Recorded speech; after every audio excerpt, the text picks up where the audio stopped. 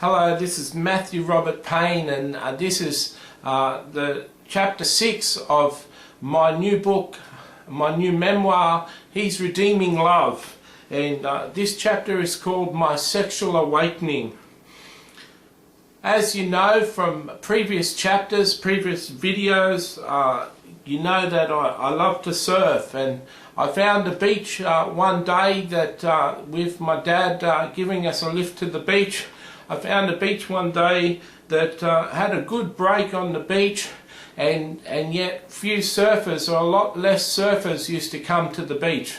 As you know, as I've shared before, I wasn't a competitive surfer and I wasn't very fit, and so I didn't like to compete for waves, and I found that the waves at this beach weren't as large as waves at other beaches, but they were certainly satisfactory to surf, and so I used to go to this beach.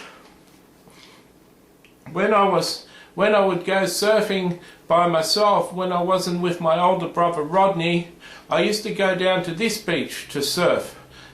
Because I favoured it because it was easy to surf and it was less competition. One day, as I was surfing at this beach, I surfed a wave right to the end of the beach, past some rocks, which came onto another southern beach that was attached to it. And as I rode the wave into the beach, I found that I saw naked men and women in the water and sitting on the beach and walking up and down the beach. That was really surprising to me, and I'd never before seen a naked woman before. I could imagine what they looked like, but I saw them in all their beauty, as you can believe, on this beach, and so I was interested. So I got out of the surf and went up to a group of them and started talking to them.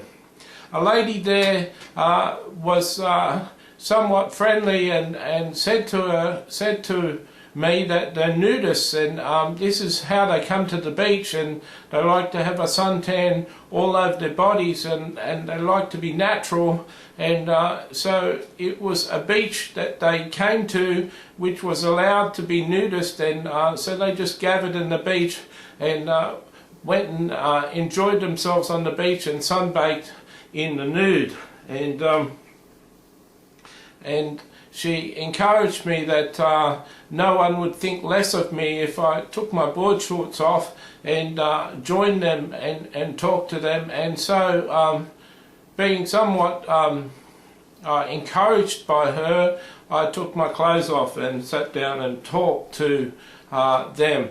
The next week I went back to the surf, and I went back to meet them, and I spent some time with those people again. There was about 3 females and about 3 males. I think they were all married, and I really enjoyed sitting talking to a female who was totally naked. I have to say that as a young man I really enjoyed that. And I enjoyed the fact that they didn't mind me looking at them, and yeah, it was amazing. It was something that, yes, in my heart as a child I knew was sinful, but some part of me was saying that this is how Adam and Eve lived, and it was natural, and so I did it. The second week when I was there, one of the ladies said that the following week she was going to have a niece visiting from the city, and her niece was more my age, and she was a nudist too, and that it would be good for me to meet and spend some time with her niece. And you can imagine the week that followed at school, I wasn't concentrating too much, as I was looking forward to the weekend and to meet this young girl. And I'd always had a fascination with girls, but wasn't very good at opening them up, and I wasn't very good at communicating with them. But this time I knew her auntie, and her auntie seemed to be accepting of me. I seemed to get on with adults okay, but it seemed that people around my own age I was uncomfortable with, and I wasn't very good with mixing with. So when the next Saturday came, I was disappointed to find that it was overcast and it was threatening rain. But regardless of the fact, I went down to the beach to have a surf and to check things out.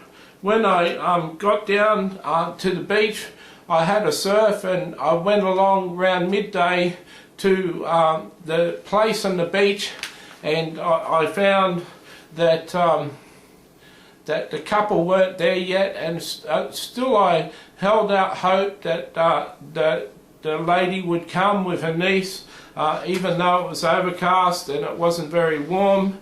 I was still hoping that they'd come. Like a young guy with hopes in his heart, I had hopes in my heart for things to change for the better for me, what I believed would be the better for me. And there was a guy sitting on the beach that was naked, so I sat down naked next to him and was talking to him, and he asked me after a time whether I'd come to the beach before, and I said I had, and he said he hadn't seen me before. And I told him that I was waiting for some people, I was waiting for a friend, and then I'd be spending time with my friend, but I'd chat to him in the meantime, and he was happy with that. He asked me if I wanted to go for a swim, and I was quite happy to go for a swim, and I'd been swimming with the other people before, so I went for a swim with me. We were talking and swimming in the waves, and all of a sudden I felt his hand on my penis, and I reacted. I really reacted, even though my penis was aroused by him touching it. And he fondled it for a while, and even though I was a little uncomfortable, I was excited, and then I decided it was all too much, and so I packed up my clothes and left the beach and began to cycle home. On the way, as I cycled home, I said to Jesus that he's got to get me a girlfriend on the way home. And I threatened him and said, if he doesn't get me a girlfriend on the way home, then I'll go back to the beach. And as you know, the United States of America and Australia even don't respond to terrorist threats and won't respond positively to a terrorist. The same is true to Jesus sometimes. If you threaten Jesus, he won't necessarily answer your prayer. And my prayer was that I'd meet a girl on the way home that could be my girlfriend, and Jesus' answer to me was a silence. And I got all the way home to my very street. I was half hoping that I'd meet a girl on the way home on my bike, and I held out right until I got home, and then turned my bike around, frustrated and angry, and went back to the beach. I rode all the way back to the beach, and I found a man with another man having a sexual experience, and then I watched the other man leave and pack up and leave, and then I approached the man who'd fondled me and said that I was here to meet him again. He said he was quite surprised. He asked me, he thought that I'd left, and he asked me did I go home, and asked me why I came back, and nervously I said I was interested to see what he was up to. So the man went to business and showed me some of the things that he could do, and I found that through that experience I had my first orgasm, and this was an amazing thing. It's an amazing thing for a young child to experience their first orgasm. It opens the person to their sexuality and starts them on a course that will lead them in good ways or bad ways. And I found that what later people would call is sexual abuse, and it wasn't my fault. I found that I was a willing participant. After all, I was the one who put myself on that beach. I was the one who put myself naked on that beach and would return to that beach.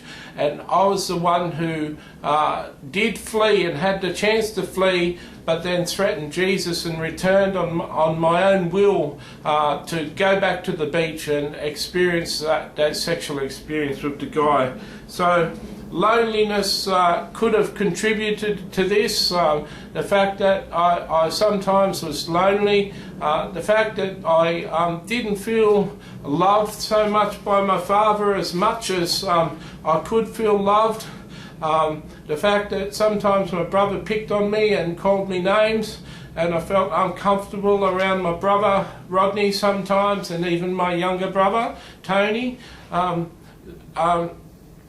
I find that in nature, a lion, for instance, will look at a lot of wildebeest and be looking at them and be looking towards the young or the weak and feeble among the wildebeest. They'll be looking for a weak one or a young one that isn't as fast and is slower, and the lion will measure things up and look for a while and then pounce and run at the weak one and single them out and take them. The same is true of pedophiles and pedophilia. The same is true of them. They can look across a room full of young children and find the weaker and vulnerable one. Spiritually, they can sense the spiritually and emotionally vulnerable child, and it's that child that they'll target with their gifts and their approaches. So bearing all that in mind, I was a person who was vulnerable to this sort of attention, and the attention is what I got. I